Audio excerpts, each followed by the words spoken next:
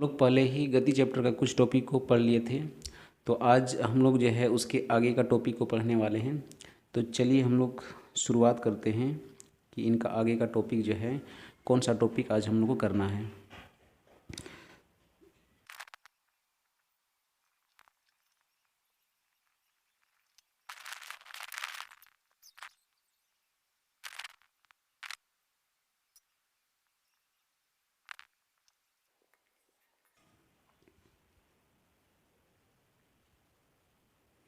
तो ये रहा हम लोग का सभी टॉपिक।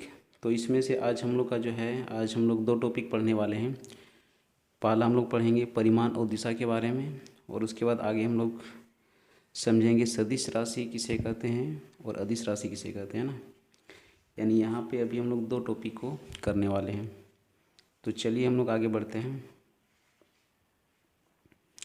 तो अभी हम लोग समझेंगे परिमाण और दिशा के बारे में, यानी परिमाण किसको कहेंगे और दिशा किसको कहते हैं। तो ये रहा हम लोग का परिमाण।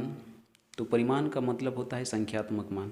जैसे इसको हम लोग उदाहरण से समझते हैं, जैसे यहाँ पे जैसे 3 kg लिखा हुआ है, 7 मीटर है, 10 न्यूटन है और 5 जूल है।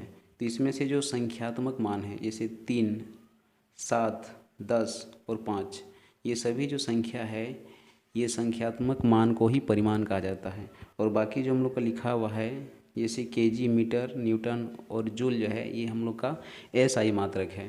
तो हम लोग समझ गए होंगे परिमाण का मतलब केवल संख्यात्मक मान होगा। तो आगे बढ़ें, समझ में आ गया होगा। तो चलिए हम लोग आगे बढ़ते हैं। तो आगे हम लोग समझेंगे दिशा के बारे में। ये रहा हम लोग का दिशा। तो दिशा को भी हम लोग समझते हैं, इसको भी उदाहरण से समझते हैं। जैसे यहाँ पे मान के चलिए यहाँ पे दो स्थान है, स्थान ए और स्थान बी। तो एक वस्तु को ए से बी तक जाना है। अगर ये वस्तु सीधे जा रहे हैं और एक ही दिशा को दिखा रहे हैं, तो एक ही दिशा को अगर दिखा रहे हैं तो उसमें कहेंगे दिशा है। और यदि ये जो वस्तु है, मान के चलिए कि सी और डी में देखिए, जैसे यहाँ पे स्थान सी है और एक तरफ स्थान डी है, तो वस्तु को सी से डी तक जाने के लिए इसमें अपना दिशा को कई बार चेंज करना पड़ रहा है। तो दिशा जब एक से ज़्यादा होगा तो उसमें कहेंगे दिशा नहीं है।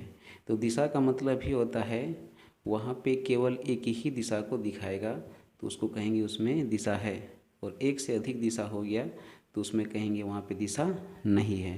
तो इसको भी हम लोग समझ गए, दिशा को भी हम लोग समझ गए। दिशा का मतलब केवल एक दिशा। तो इस तरह से परिमाण को भी समझ गए और दिशा को भी समझ गए। तो आगे हम लोग बढ़ते हैं। तो आगे जो है हम लोग समझेंगे अदिश राशि के बारे में कि अदिश राशि किसको कहते हैं। तो जिस भौतिक राशि में केवल परिमाण होता है उसमें दिशा नहीं होता है, तो वैसे भौतिक राशि को अदिश राशि कहा जाता है। यानी उसमें केवल संख्यात्मक मान होगा और एसआई मात्रक तो होगा ही होगा, लेकिन उसमें दिशा नहीं होगा। तो वैसे भौतिक राशि को अदिश राशि कहा जाता है। तो यहाँ पे कुछ अदिश राशि का यहाँ पे एग्जाम्पल है, तो इसको हम लोग देख लेते हैं। जैसे इस तरह का है, दूरी, चाल, द्रव्यमान है, कार्य है, ऊर्जा है। इस तरह से हम लोग का ये सभी क्या है, हम लोग का अदिश राशि है। तो इस तरह से हम लोग अदिश राशि को समझ गए कि केवल इसमें परिमाण होगा, यानी संख्यात्मक मान होगा। अब हम लोग समझते हैं